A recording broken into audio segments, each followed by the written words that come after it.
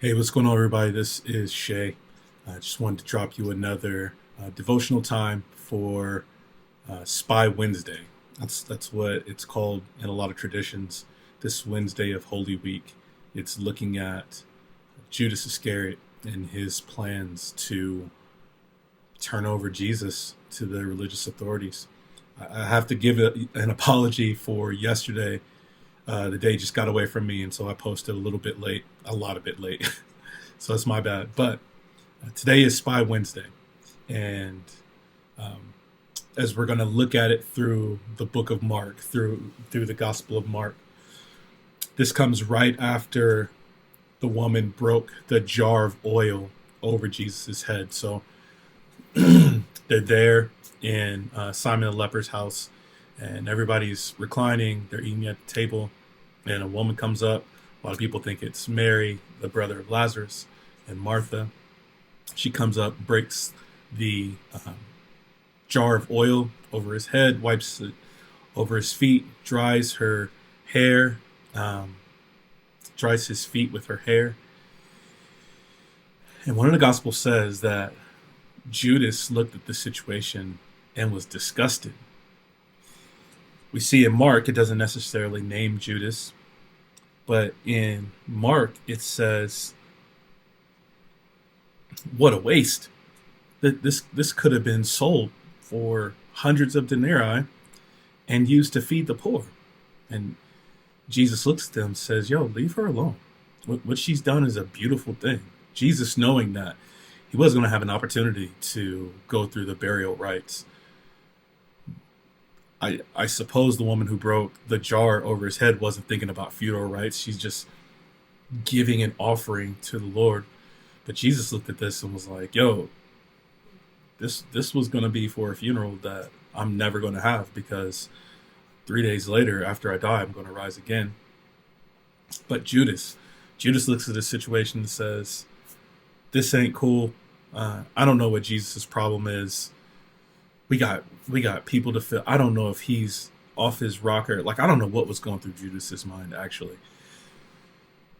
But when we look at Mark chapter 14, I want to read this for us, and maybe we can glean some insight into what Judas was going through. So this is Mark chapter 14, starting at verse 10. It's just 2 verses today. It says, then Judas Iscariot, who was one of the 12, went to the chief priests in order to betray him to them.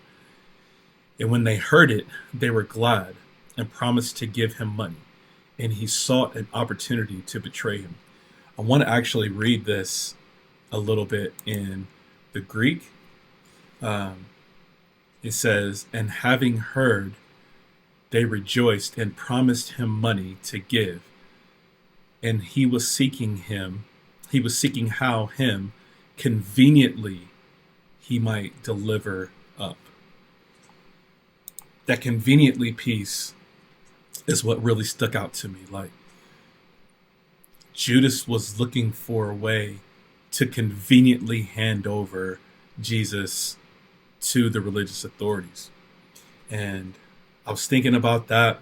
I was looking at Tony's post from yesterday and Mike's, how they were, thinking about how to make this week dedicated to the Lord. And I feel like there's a way in our Christian faith where we, like Judas, like we see Jesus,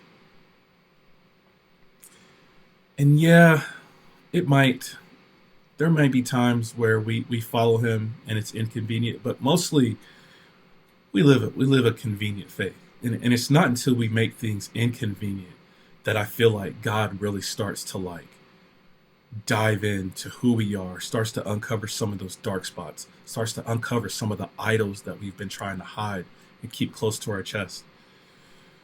Judas idolized money. And I don't know what that was about his personality. I don't know if he was just in the ministry for the money. There's plenty of people that are in the ministry just for the money. But some kind of way, he started idolizing something. It's something about Jesus allowing the woman to break expensive perfume over him. Just caused a break. and he took the man that he had been rolling with for 3 years, hearing intimate lessons, sharing campfire stories, maybe sharing laughs, and he decided that he was going to turn him over for money, for the price of a slave. He was going to turn him over. It's not even that he got the money's worth for the expensive perfume. He maybe got maybe a tenth of what that perfume was worth. So there's a lot of times when our idols don't live up to the reality of following Christ. Sometimes we sell ourselves short, and so when we chase after idols like money, like status, like, I don't know, entertainment, when we chase after those things, it promises a big game. It promises to fulfill some kind of need or make us into something that we feel like we're not. But the reality is it often comes up short. And that's what it was for Judas. What he thought he would have gotten for Jesus, it came up short. And so you turn over the man who loves you, who would give you repentance, who would give you an inheritance, a forever inheritance.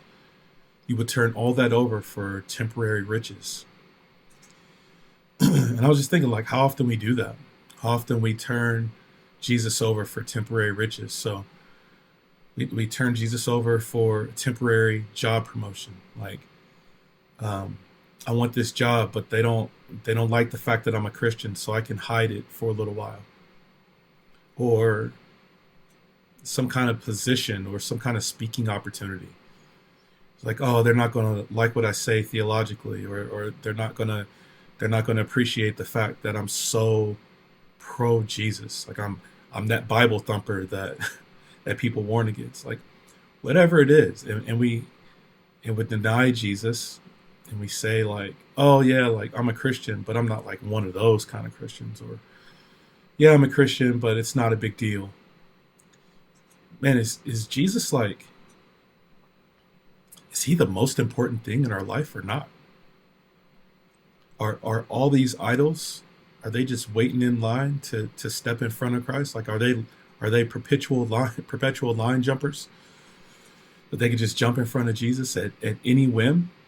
Or are we going to be dedicated to Christ? So, like, yo, applause to the Clarks, applause to the Cutlers that are taking this time in this week to lay aside some of those idols and just dedicate that time to Christ. We're going to try to do something similar as a family.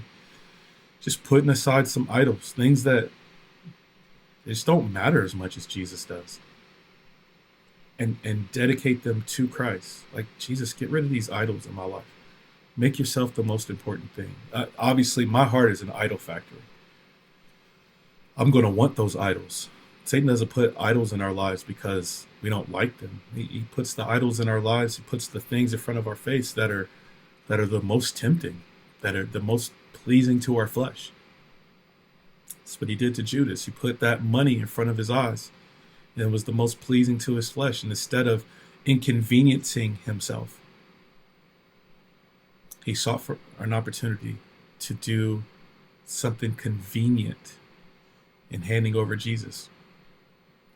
We find out later in the week that he does hand him over, but it was the most inconvenient thing for Judas in the long run. Ultimately, it led to his taking of his own life. These idols that we have in our lives. One old school theologian said, be killing your idols or they will be killing you. And I feel like today, as we go through as we go through Spy Wednesday of Holy Week, man, what idols do we need to get rid of? What are some things that are in front of our face that we need to murder and get them out of our lives and cling to Christ and Christ alone? So that's my devotional for today. I hope y'all are doing good, man. I hope these are helpful to you. Shout out to everybody who's doing something for the Lord, just in their own hearts. And man, most praise and glory to the Most High, man. I love y'all, and I can't wait to see y'all again this Saturday. Love y'all. Grace and peace.